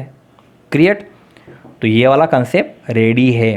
तो यहाँ पे हम लोग इसको डायरेक्टली लिखना चाहे तो ऐसे भी लिख सकते हैं, एक ही लाइन में। मैं आपको बता चुका हूँ। ओके, यहाँ फिर आप ऐसे लिखना चाहो तो भी लिख सकते हो, ये भी मैं आपको बता चुका हूँ कि स्क्वायर ब्रैकेट को आप इंटीजर के बाद लगाओ तो भी चलता है, या स्क्वायर ब्रैकेट को आप, सॉरी यहाँ पे देखो न्यू कीवर्ड का यूज़ किया हुआ है, सिर्फ 5 लिखा हुआ है। ओके, जबकि यहाँ पे भी 5 लिखा हुआ है। फ़र्क इतना है कि यहाँ पे स्क्वायर ब्रैकेट मार्क के बाद है, यहाँ पे स्क्वायर ब्रैकेट मार्क के पहले है। तो दोनों एग्जाम्पल रेडी है, इसमें कोई एरर आने वाली नहीं है। नेक्स्ट, ये मोस्ट टाइम पे स्लाइड है, इसके ऊपर से एमसीक्यू बोर्ड के एग्जाम में आ सकते हैं। जैसे कि सुनो, मैंने इंटीजर नाम का डेटा टाइप लिया, मैंने मार्क्स नाम का एरे बनाया, न्यू कीवर्ड का यूज़ किया। जैसे ही न्यू कीवर्ड का यूज़ करूँगा तो यहाँ पे मार्क्स नाम का एरे क्रिएट हो जाएगा। और आप जानते हो जब न्यू कीवर्ड का यूज़ करके जब एरे क्रिएट होता है तो साइज़ लिखना कंपलसरी है। तो मैंने यहाँ पे साइज़ लिखी 5। तो 5 लिखा मतलब एक बात तो क्लियर है कि उसके अंदर 5 नंबर लिखे जाएंगे। कितने नंबर लिखे जाएंगे? 5। अब जब 5 नंबर लिखे जा रहे हैं और आप इंटीजर यूज़ कर रहे हो, और इंटीजर की साइज़ कितनी होती है? 4 बाइट होती है। तो 5 नंबर अगर आप लिख रहे हो तो एक नंबर कितने साइज का बना? 4 बाइट का। 2 नंबर 8 बाइट के। ऐसे 5 नंबर कितने बाइट के बनेंगे? देखो, मार्क्स ए एरेનું નામ છે, 5 પૂર્ણાંક સંખ્યાનો સંગ્રહ કરે છે। 5 नंबर आप यूज़ करोगे, लेकिन कौन से नंबर? पूर्णांक। क्यों? इंटीजर है इसलिए। फ्लोट होता तो अपूर्णांक आता, डबल होता तो फिर दोनों चलते, पूर्णांक भी आता और अपूर्णांक भी आता। तो 5 लिख रहे हो मतलब आप 5 नंबर पूर्णांक સ્ટોર કરી શકते हो। તે મેમરીનો સ્થાનાંકનો નિર્દેશ કરે છે। હવે ઇન્ટીજર ડેટા પ્રકાર પૂર્ણાંક સંખ્યા સંગ્રહ માટે 4 બાइट વાપરે છે। मतलब इंटीजर एक नंबर को स्टोर करने के लिए 4 बाइट जितनी जगह क्रिएट करता है, तो 5 नंबर को स्टोर करने के लिए कितनी जगह क्रिएट करेगा? तो आपको क्या करने का? 5 × 4 बराबर 5 नंबर बनेंगे। आप यहाँ पे 5 नंबर स्टोर करोगे, एक नंबर को स्टोर करने के लिए 4 बाइट जितनी जगह लगती है, तो 5 नंबर को स्टोर करने में कितनी जगह लगेगी? 20 बाइट जितनी जगह की जरूरत पड़ेगी। तो यहाँ पे ये एरे क्या करेगा? 20 बाइट जितनी जगह क्रिएट करेगा, मेमोरी क्रिएट करेगा हिप के अंदर, जहाँ पे आप 5 नंबर स्टोर कर पाओगे। तो यहाँ पे बोर्ड के एग्जाम में 5 की जगह अगर 10 हुआ, बराबर, यहाँ पे अगर 10 हुआ तो आपको 10 × 4 करने का, तो यहाँ पे जवाब कितना आएगा? 40 आएगा। बराबर, जो भी नंबर यहाँ पे होगा उसको × 4 कर देने का बस। लेकिन कब? अगर यहाँ पे इंटीजर है तो। Okay, enter. देखो, एक परिमाણીય એરેનું ઉદાહરણ। એરેમાં માર્ક્સની ઇન્ડેક્સ કિંમત 0 થી સ્ટાર્ટ થાય છે, 0 થી 4 છે। કઈ રીતે? માર્ક્સ 0 એરેના પ્રથમ ઘટકનો નિર્દેશ કરે છે, જ્યારે માર્ક્સ 4 એ છેલ્લા ઘટકનો નિર્દેશ કરે છે। यहाँ पे देख लो आप, कितने नंबर है? 1 2 3 4 5। 0 नंबर की पोजीशन पे 90 है, 1 नंबर की पोजीशन पे 60 है, 2 नंबर की पोजीशन पे 70 है, 3 नंबर की पोजीशन पे 65 है, चौथी पोजीशन पे 80 है। तो 0 इंडेक्स पोजीशन पहला और 4 इंडेक्स पोजीशन लास्ट, बराबर। तो 90 है 0 पे और 80 है 4 पे। तो ये हो गया एग्जाम्पल। तो एरे एक ऑब्जेक्ट है जेना घटकों पूर्व निर्धारित कीमतों आपवामां आवे छे। तो एरे की बाय डिफॉल्ट वैल्यू कितनी होती है? 0। मैं आपको बता चुका हूँ। और एक खास मोस्ट टाइम पी कि 1D एरेना घटकों प्रारंभिक कीमतों छगड़िया कौंस में अल्पविराम वडे अलग पाड़ेली कीमतों वडे आपी शकाय छे। जैसे ये देखो, 90, 60, 70, 65, 80 कितने नंबर है? 5 नंबर है। और पाँचों के 5 क्या है? छगड़िया कौंस के अंदर लिखे हैं। और पाँचों के 5 नंबर के बीच में अल्प विराम भी है। हम लोगों ने ऐसा प्रैक्टिकल किया ना अभी 10, 20, 30 करके, तो वो हम लोगों ने किस में लिखा था? छगड़िया कौंस के अंदर। और 10, 20, 30 के बीच में हम लोगों ने कॉमा भी लगाया था। तो ये थ्योरी हो गई मैच। नेक्स्ट देखो, ये एरेना कोई घटकનો નિર્દેશ કરવા માટે એરેના નામ પછી મોટા કૌંસની અંદર इंडेक्स अथवा सबस्क्रिप्ट નો उपयोग કરવામાં આવે છે। मतलब ये स्क्वायर ब्रैकेट के अंदर जो हम लोग नंबर लिखते हैं, जैसे अभी मैंने यहाँ पे स्क्वायर ब्रैकेट में 5 लिखा, तो उस 5 को हम लोग क्या बोलते हैं? इंडेक्स, या फिर उस 5 को क्या बोलते हैं? सबस्क्रिप्ट। तो एरेમાં ઘટકનું સ્થાન દર્શાવવા માટે इंडेक्स सबस्क्रिप्टનો उपयोग કરવામાં આવે છે। जैसे कि सुनो, इंटीजर मार्क्स लिखा, तो यहाँ पे डायरेक्ट मैंने 90, 70 और 77 लिख दिया। तो यहाँ पे 3 लिखने की कोई ज़रूरत नहीं है। मैं आपको बार बार बता चुका हूँ, यहाँ पे अगर आप 3 लिखोगे तो फिर एरर आएगी, क्योंकि यहाँ पे ऑलरेडी 3 मेंशन हो ही जाता है। पहले पे 90, दूसरे पे 70 और तीसरे पे 77। तो यहाँ पे आपको न्यू कीवर्ड लिखने की भी ज़रूरत नहीं है, और यहाँ पे आपको 3 लिखने की भी ज़रूरत नहीं है। क्यों? क्योंकि एरे बनाती वखते प्रारंभिक कीमत आपवामां आवे, ये प्रारंभिक कीमत है जो हम लोगों ने यहाँ पे दे दी है। तो प्रारंभिक कीमत आपवामां आवे तो न्यू प्रक्रियकનો उपयोग करवानी जरूर रहती નથી। અને એરેનું કદ કૌંસની આપેલી कीमतों संख्या बराबर है। मतलब यहाँ पे आपको कौंस में भी संख्या लिखने की जरूरत नहीं है, क्योंकि यहाँ पे जो आप लिख रहे हो वो यहाँ पे आप जो संख्या लिखोगे उसके बराबर ही है। यहाँ पे आप संख्या कौन सी लिखते हैं मुझे बताओ? यहाँ पे अगर ये 3 नहीं लिखे होते तो आप संख्या कौन सी लिखती है? 3 ही लिखते।